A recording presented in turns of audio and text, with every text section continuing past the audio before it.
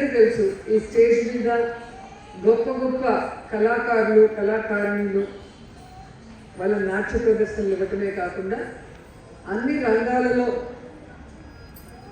ఉత్తమమైన కళాకారులు ఇక్కడ నడిచిన ప్లేస్ ఇది. సో అక్కడికి వచ్చినప్పుడే ఆ వైబ్రేషన్ ఒక డిఫరెంట్గా ఉంటుంది. అలాంటి రవీంద్ర భారతిలో ఈరోజు యోగిత తన నాట్య ప్రదర్శనకి నన్ను పిలవటం అనేది నా అదృష్టంగా నేను భావిస్తున్నాను. ఎందుకంటే ఇక్కడ యోగిత నాకు పరిచయం లేకపోయినా యోగిత గురువు గారు జొన్నలగడ్డ శృతికీర్తి గారు తన కోసం రావడం జరిగింది. ఎందుకంటే ఆదిశంకరాచార్య మూవీ నేను యాక్ట్ చేసినప్పుడు లక్ష్మీదేవిగా అందులో నాతో డాన్స్ చేయించిన మా గురువు గారు జొన్నలగడ్డ శృతికీర్తి గారు. సో తన శిష్యురాలు ఈరోజు నాట్య ప్రదర్శన చేస్తుంది, మీరు వస్తే బాగుంటుంది అన్నప్పుడు ఇది నా అదృష్టంగా భావించి నేను ఇక్కడికి రావడం జరిగింది. ఎందుకంటే నేను కూడా ఒక ఆర్టిస్ట్ని, డాన్స్ అంటే చాలా ఇష్టం. అండ్ ఈరోజు నేను ఈ స్థాయికి ఎదిగాను అంటే ఒక కళాకారునిగా నేను అడుగు పెట్టడం వల్లే ఈ స్థాయికి ఎదిగానని నేను మనస్ఫూర్తిగా ఈ రోజుకి నమ్ముతున్నాను. సో అలా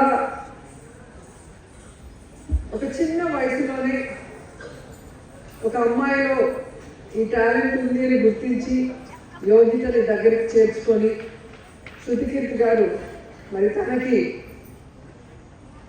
గురువును మించిన శిష్యురాలుగా తీర్చిదిద్దే విధంగా ఈరోజు ఆవిడకి నాట్యాన్ని నేర్పించారు అన్నది మనం కళ్ళారా చూస్తాం. దీంట్లో అతిశయోక్తి లేదు. ఎందుకంటే తను ఎన్ని వెరైటీ ఆఫ్ డాన్సెస్ ఇక్కడ చేసిందో మనం కళ్ళారా చూసాం.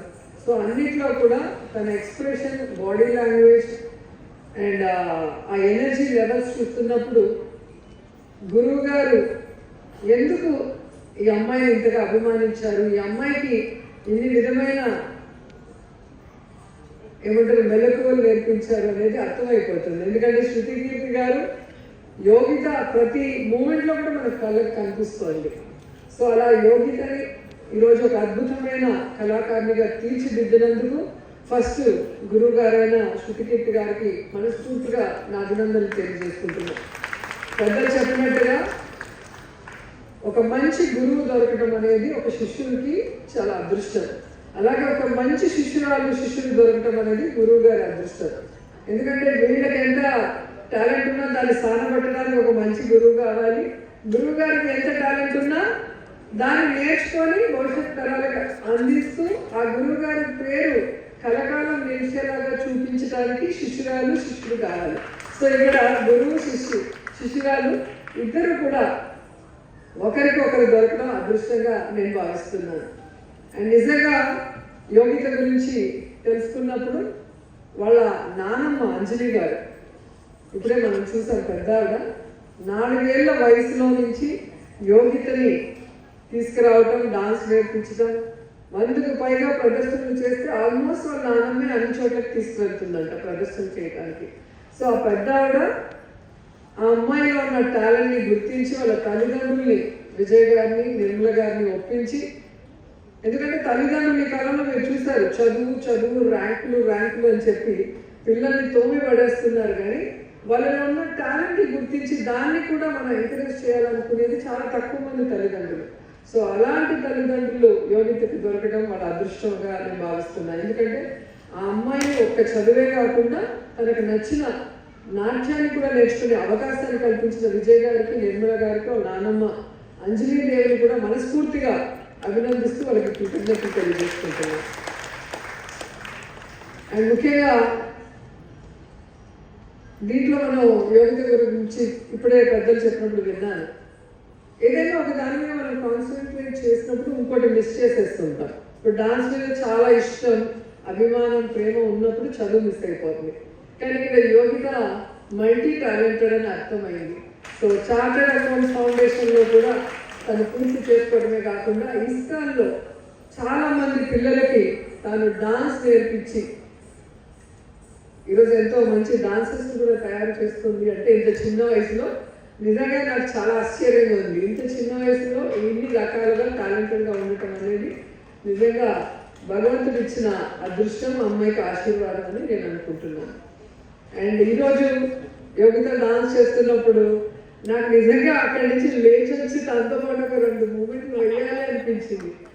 తన ఎక్స్ప్రెషన్స్, తన భయం కానీ, పేగులన్నీ తీసి వీణ వాయిస్తూ చూస్తారా ఆ టైం కానీ, ఫైనల్గా అమ్మవారి లాగా వచ్చినప్పుడు అసలు గూస్ బంప్స్ వచ్చాయి.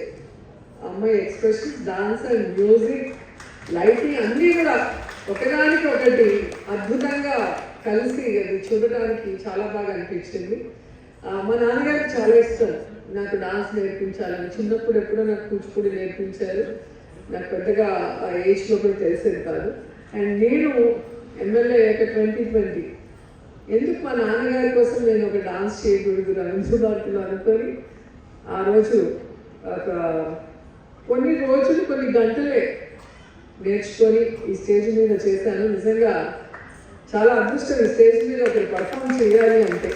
గొప్ప గొప్ప వాళ్ళు నించున్న స్టేజ్ ఇది. దీని మీద చేయాలంటే కూడా నిజంగా చాలా అదృష్టం ఉండాలి.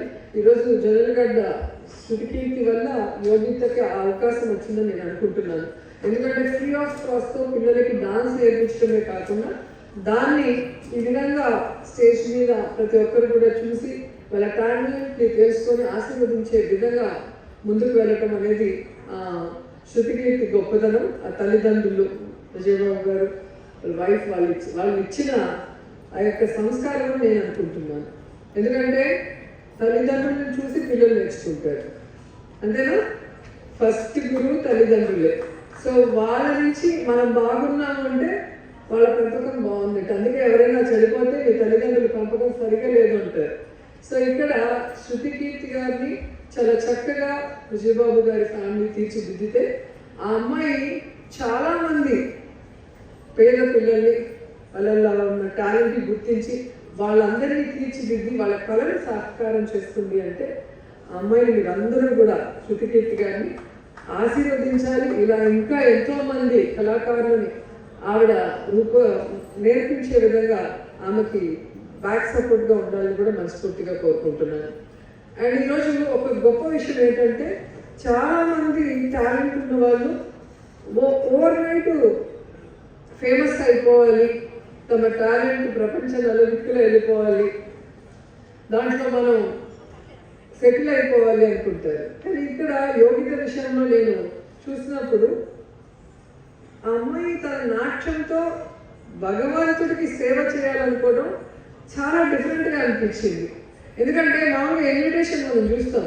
ఇన్విటేషన్ చూసినప్పుడు లేదా ఎవరైనా మన రవీంద్ర భారతిలో నా డాన్స్ ప్రోగ్రామ్ ఉంది, మీరు పలానా రోజు పలానా టైంకి రండి అని పిలవడం మనం వినుంటాం, మీరు కూడా వినుంటారు.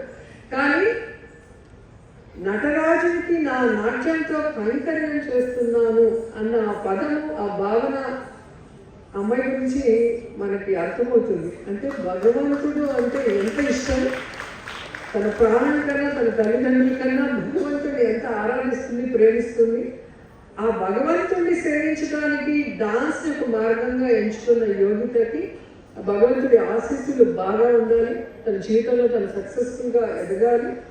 ఇంకా చాలామంది అమ్మాయిని ఇన్స్పిరేషన్గా తీసుకొని యోగితలాగా ఎదిగే విధంగా ముందుకు వెళ్ళాలని మనస్ఫూర్తిగా కోరుకుంటూ, సో ఈరోజు ఇంత మంచి అవకాశం నాకు కల్పించిన విజయబాబు గారికి మరోసారి కృతజ్ఞతలు తెలియజేసుకుంటూ సెలవు తీసుకుంటాను. Thank you so much.